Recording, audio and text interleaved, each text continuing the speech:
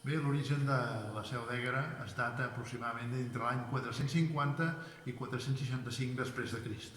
Seria just en aquest moment en què les antigues edificacions es van transformant en 3 esglésies i tot un conjunt episcopal de primer nivell a Hispània. Diem aquestes dates perquè sembla ser que un personatge anomenat Ireneu tenia, o apareix en la documentació, tenia interessos en el bisbat de Barcelona.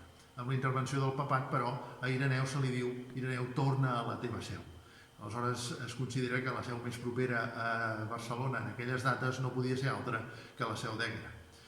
Cap historiador ha discutit aquesta situació i efectivament amb la continuïtat després de la Seu s'ha pogut verificar que aquelles dates són més que adequades.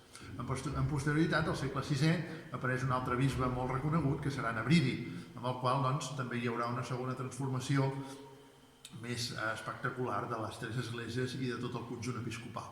Nebridi era el quart germà de tota una família de bisbes en diferents territoris d'Hispània, de manera que tenien força predomini en aquelles dates.